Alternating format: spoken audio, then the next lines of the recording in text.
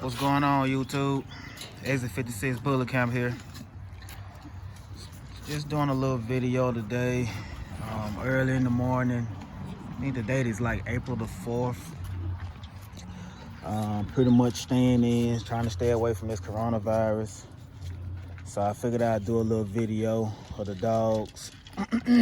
And today, I figured I would go over a topic, well, not necessarily a topic, but just how I got started in the bully game.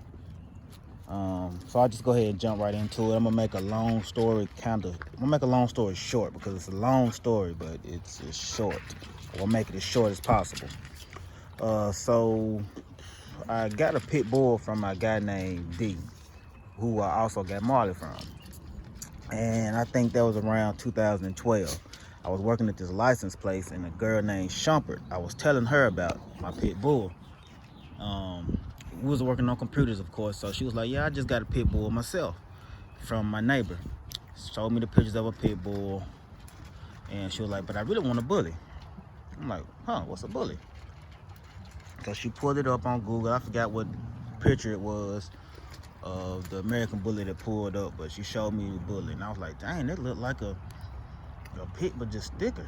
She was like, yeah, they look way better to me. I'm like, okay, yeah. I think I've been seeing a guy that walked his dog, little did I know this guy that I was seeing when I was leaving work was walking his dog, had a bully.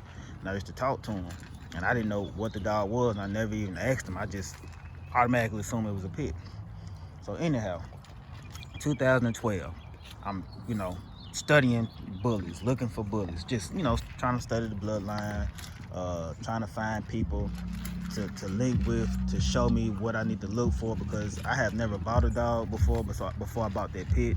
It was my first dog on my own. I have never bred any dog. I didn't know anything about dogs besides how to feed them, give them water. That was it. So I did a lot of research, a lot of research on bullies. I mean, a ton. I think it took me 3 years, I want to say 3 years before I bought my first bully, because I did so much research and trying to find different avenues to where to get the bullies and what I need to know about the bullies, and trying to learn about breeding. And I even offer people money to show me what I need to do during the breeding process, just to come in and, just to be around that environment, to see what you have to do with a weapon or litter, and really it was crazy, nobody really jumped on it. Everybody was just trying to sell me a dog, but I didn't even know what I wanted at the time with the bully. So it didn't make sense for me to spend that type of money on dogs. And I think when I left the license place, I started working with at this company called 3M. So somehow I ended up talking to this guy that dealt with bullies. He bred them, but I don't think he was just deep into it, but he was into it.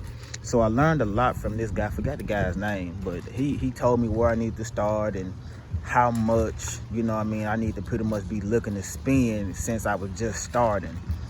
So he pretty much gave me some information that I could use. He gave me more information than anybody else did at that particular time and moment. Without any hassle. Hey, be quiet. Those girls get to acting crazy when I try to let everybody eat together. Sometimes, anyway. So yeah, he gives me information, and which is cool, stuff I can take with me. So I want to say around 2014, 2015, I went to my first bully show. I'm skipping a lot of info, a lot of stuff, you guys, just to keep the video short. So I go to my first bully show. And ironically, the year that I went to my first bully show was the day I went to my first bully show was the same day that my high school won their first state basketball championship. And I guess, it comes full circle. I named my business Exit 56 Bullet Camp, the exit you get off to get to my hometown. And the first time I go to a bullet show was the same day they won the state championship. I actually left that dog show to go to that state championship. But anyhow, I went to this dog show, here in Atlanta. And I'm just outside. Well, you know, I'm checking out all the dogs, a bunch of dogs, bunch of dogs. So I'm checking out all the dogs or whatever. So, you know, I go outside and I'm talking to people outside about dogs, and they telling me this, telling me that. I just listen to conversations. So I see this guy standing. You know, I think he was waiting on somebody. So I was like, I'm gonna ask this guy about something. He may, you know, he like, you know, for whatever reason, just look like he was breeding. I don't know why. I can't even tell you why. So I asked him. He was like, yeah, I breed. So he was talking to me like, look, man, if you're getting into the game, you know, you trying to get into this bully game, start off with a female, you know what I mean? So you at least be able to find you a male that you want instead of getting you a male and trying to find somebody to breed too. He said, whereas you got a female, you dictate pretty much where you want to go to, especially if you got a good looking female. So I'm like, okay, cool. And he was like the first guy that really didn't try to sell me a puppy, you know what I mean? Besides the other guy I was working with. So he was like one of the other guys that I would say didn't try to sell me a puppy, but he did tell me, look, if you want a puppy, this is my Facebook. You know, he said, I'll have a lid on the ground soon. So I'm like, okay, cool. So I hit him up. I go by, check out the dogs. I'm like, all right, bet. So he asked me like, matter of fact, at the dog show, he asked me like, what was my budget? So I told him, you know, about $800. You know, I said I really don't want to spend no more than $800. So, but if I can spend $1,000, I will. I said, but if I can stick around at $800, that's cool. And he's like, okay, I can work with that. So, you know, I go to his house, I check out the dogs, I like the dogs. And the guy name was William Jordan from Playhouse Bullies. So I get with him, I check out the puppies. Well, I check out the dog. She was pregnant. She had the puppies.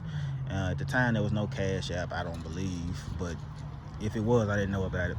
So I give him like $200 down.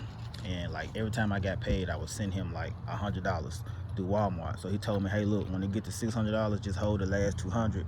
Bring me the last 200 when you come pick up the pup. Cool. She had a litter that turned, 8 weeks. I go pick up the dog, give him the 200. I get the paperwork, you know, I go through the whole process. We talk, I get the dog. So I'm taking care of my bully. I'm doing everything I gotta do. I'm calling him every time something goes wrong because I don't know what to do, you know what I mean? He telling me little stuff here and there. So William ended up introducing me to a guy named Big Guap, which I'll forever be grateful for. I don't know if I probably would have found Big Guap without him, but it would have been later on. Let me say that if I had found him, it would have been later on because how deep I am into the bully game. So I would eventually found him, but I'm glad I found him early because of William. So found this guy named Big Guap from Big Guap Kennels. And I learned a lot from this guy. Like anything I need to know, anything I need to get, I can get from Guap, or he will let me know what's going on. So I owe a lot of my as far as starting off to Big Guap, because he showed me a lot, told me a lot, and didn't charge me a thing, you know what I mean? But I did a lot of business with him. Well, I ain't gonna say a lot. I did some business with him.